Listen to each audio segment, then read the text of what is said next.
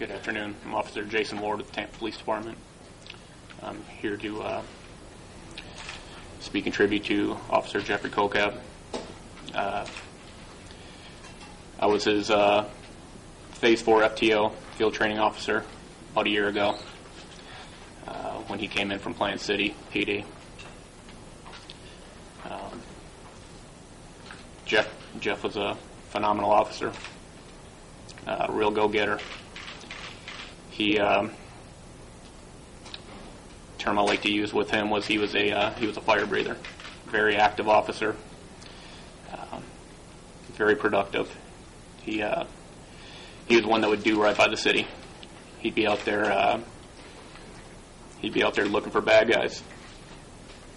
I mean, he was the kind of guy you wanted to show up on your call. He just showed immense compassion and caring, no matter who you were, victim, complainant. He was just a great person. I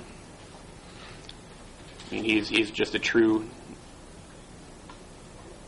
ideal of a sheepdog.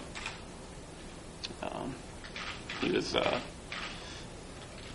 protector, and he'll be thoroughly missed. Is there any questions? Did he ever talk to you about why he wanted to be a police officer? Well, Jeff and I had many conversations in the car. In between getting bad guys, he was quite the storyteller. That guy could talk to anybody. Just a great guy. He would. I remember he started out acting. And he told me that, and I had to take a double take. I was like, an actor? He's like, absolutely. I did some acting up north, and I even asked him, why'd you want to get into law enforcement? He said, what better place to apply some of the acting, undercover work, just put on a different persona, and go out there and just another tool to get the bad guys. And so I thought that was quite interesting. What kind of actor plays you're talking about? Well, he didn't go into too much detail, but I know he was on some kind of circuit where he would do acting jobs at high schools, whether it be teach high school kids some kind of lesson, whether it be drinking and driving or underage drinking, that sort of thing, relationships. Do you recall your last exchange with Officer Kocabs? Yes, I do. Actually, I was off duty. He works the other opposite cycle I do. And I had a family member that was concerned about a friend of hers that lived in the city of Tampa. I hadn't heard from him in a while. And she asked me if I could send somebody over to check on the welfare of this person. And lo and behold, it was Jeff. He had called me. I had called dispatch and asked him to send somebody over to that address, and Jeff called me. He's like, hey, buddy, what's up? Who do you need me to check on? So he went over there. Everything was fine. He called me right back. Hey, buddy, we're good to go. She's fine. Just a little under the weather. She's been off the radar for a while. And I asked him how his new squad was and how he liked District 3, and he just had nothing but great things to say. I mean, the guy loved his job. He loved Tampa Police, and he was on top of the world. Word of this, how did it reach you? Actually, this morning while I was kayaking, I was out on the bay with my corporal, and I had heard before I left that 2 officers were shot, but that was the last thing I heard. And then many other officers texted me, and I was getting constant updates. Officer Dan Spears, who was another FTO, we'd all have him, me, and Jeff, and Dan's trainee would all have dinner, and we'd been on numerous calls together. So Dan was obviously in front of the TV. We was able to get all these updates and from other officers that were on the scene and everything. He was keeping me updated. As the news was coming in, was it like a punch in the chest? Absolutely, it was a shock. I couldn't believe what I was hearing, what I was seeing. The fact that fact that we lost 2 more officers after Mike, and I never had the privilege of knowing Mike or Dave, but I knew Jeff, being his trainer. Crime overall appears to be going down, but violence against officers seems to be going up. Are those streets more violent that you're facing each day? Well, so I can't prove any of it, but absolutely. I mean, it's from my experience, it seems like it's definitely becoming more violent. But we're all still dedicated and looking forward to going to work, and we're not going to let it deter us. Did you mention anything about becoming a uniform? I actually haven't talked to him since then. We never got into that, but prior to that, he had been talking about it, that he was looking forward to that, and he would have been just an amazing father. What different jobs he held for the Tampa Police Department? Well, just pretty new here. He had just graduated from the field training program probably about a year ago. So I believe he was patrol. I think he was midnight patrol B cycle in District 3. Don't quote me on that. But I believe he was a midnight officer. He was on the streets on patrol the whole time. Absolutely, yes. Officer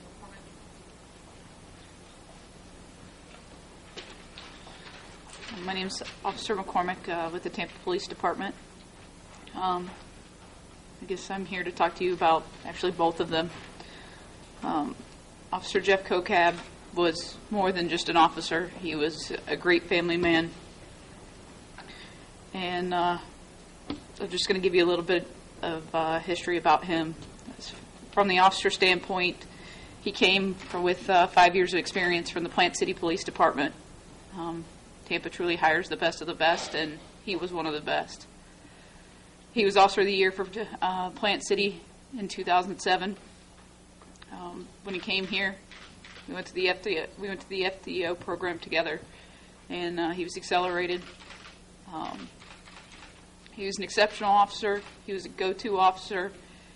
He loved his job, and the man had more energy than probably this entire room combined. The main thing, though, when it comes to Jeff is what was more important to him than anything that had to do with his job was his family and his wife. He was a fun-loving individual, the guy you could talk to. If you were having a bad day, he'd make you smile. He's also the individual that would give you the shirt off your back no matter what situation it was. And if he didn't even know you, he'd give it to you. The other officer is Officer Dave Curtis. Officer Larson's here mainly to talk to you about him on a personal note. I served with him on Honor Guard. Dave spent 2 years on Honor Guard here. Actually, we just got back from Washington, D.C. for the National Police Memorial, where we went up there to pay tribute to our fallen officers and to Corporal Mike Roberts. Dave stood post on several events while we were up there, and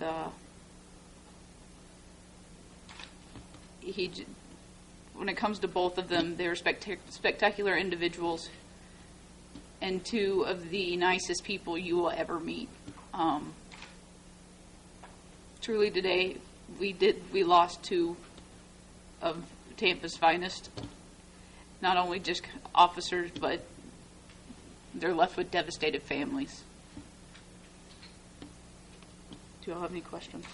Well, where were you when you heard the news, and what was going through your mind? I was actually asleep. Then I received a phone call. It's kind of like a biggest punch you'll ever receive in the middle of your chest. We have a big department, and it's once you know someone personally that this happens, it's completely different. When you were in D.C., did Officer Curtis and you maybe have a conversation all about fallen comrades and the possibility that every time you go out there that could think that's something that every day when we leave home, we all understand that that's a risk that we take, but you don't ever think it's going to be you. Dave enjoyed Honor Guard. He felt it was something that was a necessity to pay tribute to the individuals that had given their lives in the line of duty. Knowing someone that died on the job, has it changed the way that you look at the job and what it entails? I don't know if necessarily it changes the way. I think it's something that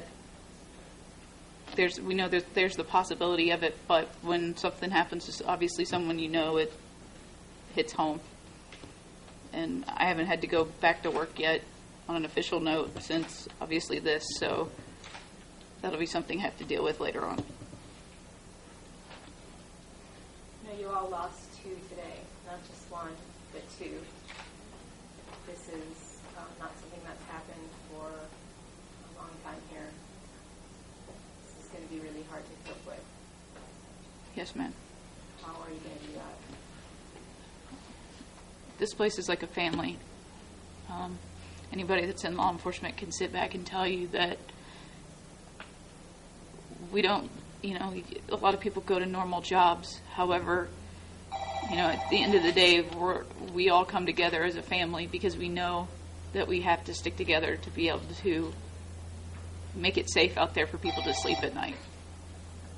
And pretty much everyone will come together and we'll get through it. Have you spoken with either of their families at this point? Yes, I have. Can you say what happened with the conversation? What I'll say is that, the families are holding up well, despite the situation. And I'll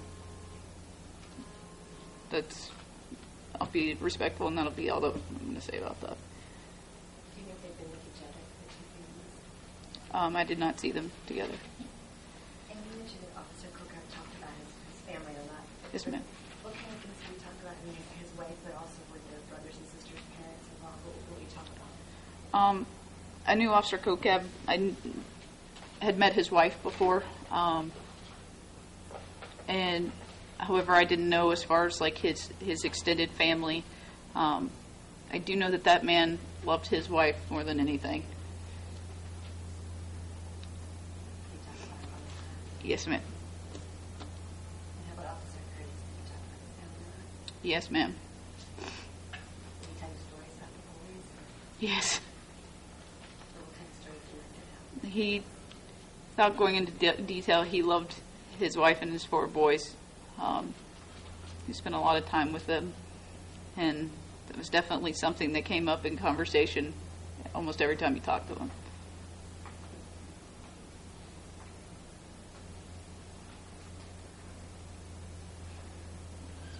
Do you know what kind of jobs Mr. Curtis had before he was on patrol? Did he do anything for the police department? Do believe he worked for Hillsborough County as a detention deputy, and then he came here. So the whole time here he was on patrol? I do not know that. You'll have to ask Officer Larson.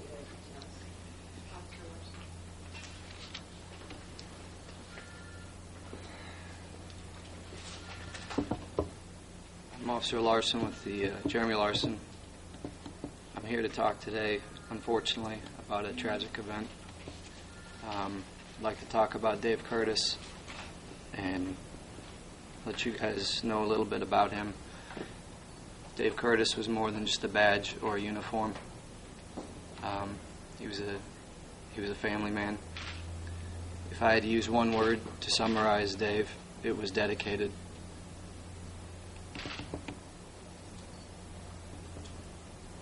Dedicated to the job, dedicated to the community, but more importantly, dedicated to his wife and 4 boys.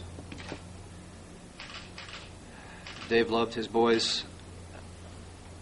When working with Dave, I always looked forward to him telling stories about his boys because they were very entertaining stories. He loved his children with everything he had, and every chance he got, to spend time with them, he did. Dave Curtis started with the police department approximately 3.5 years ago.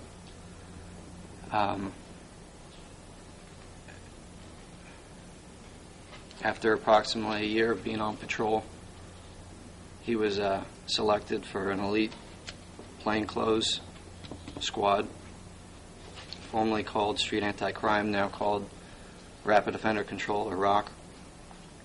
Somebody with that little amount of time on normally doesn't get selected for an assignment like that, but Dave he excelled at his job here, and the department saw that, and that's why he was selected for that assignment. After that assignment, he was selected for another specialty assignment as a community-oriented police officer. After that, he was again selected for plainclothes assignment, where I worked with him. And then after that assignment, he was again selected for another community-oriented policing. So Dave's history with this department shows that his dedication to service and the type of officer he was. But more importantly, about him being a police officer, him being a family man, I look up to him with how he lived his life.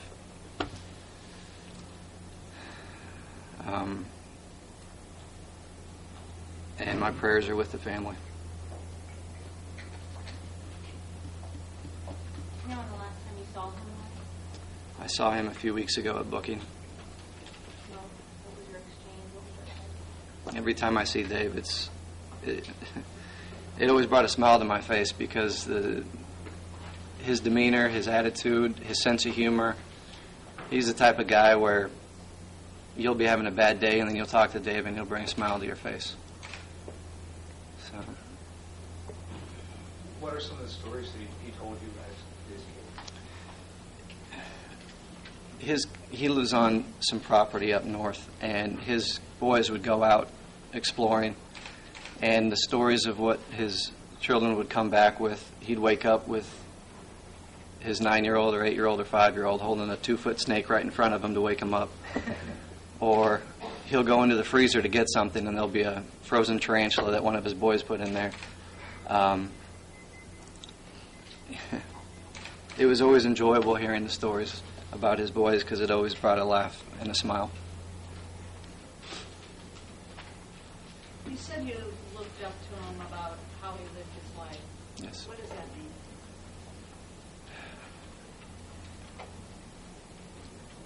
He excelled at not only this job, but being a family man. I hope one day to have a family like Dave's. That was everything to him, was his family, his wife and his 4 boys.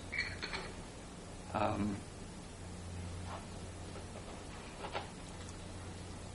mean, if you can imagine the perfect family, that was Dave's family. What was going through your mind when you heard the news? How did you hear it? I was on patrol last night.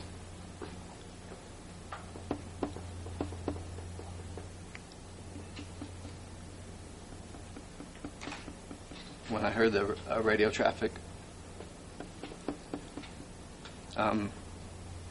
That's the worst thing a police officer can hear is officer down. And to hear that there was 2 officers down was even more devastating. Then to hear it was a friend, I mean, it's surreal.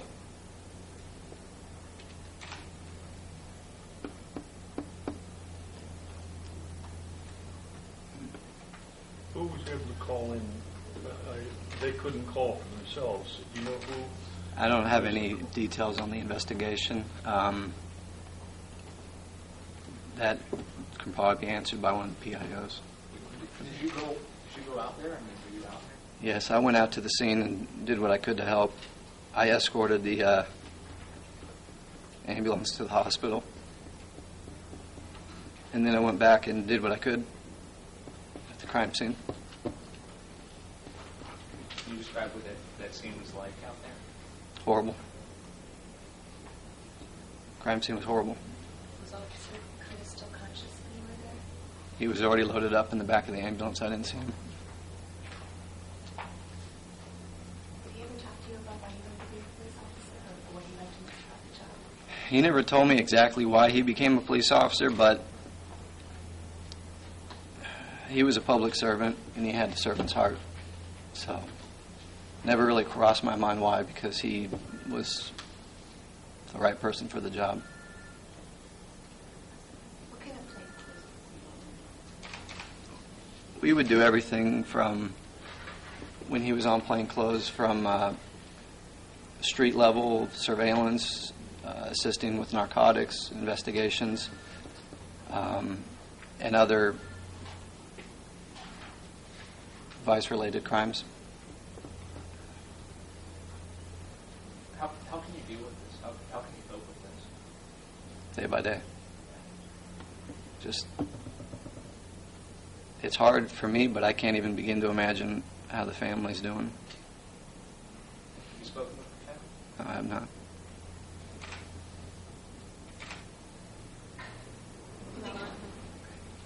Moving on from here, is it guys like this that will help you continue doing your job to the best of your ability? Yeah, it's tragic events like this that make you want to go out and do a better job, to take guys off the street that do stuff like this.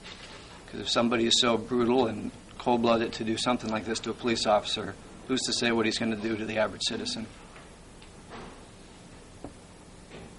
One more question. An event such as this is perhaps a premature question, and I apologize. I don't mean to be to offend with it, but when something like this happens, I know everyone backs up, try to learn from it so that it doesn't happen to someone in the future. Can you describe any of that process, what you'll be doing to try to learn from what happens so that others can avoid it? Well, you can train all day long. You can train for years. And the officer with the best officer safety can still get ambushed and can still get killed. Officer safety is something you can never train too much for. And there's no doubt in my mind that they were exercising good officer safety. That you just can't train for every event. You can't expect every event. But it is events like this that can hopefully help train to maybe do something to prevent a tragedy like this from occurring in the future. How long did it take for the ambulance to come? I don't have the exact time of how long it took. So, okay. Thank you. Thank you very much. We're sorry for your loss. Sorry.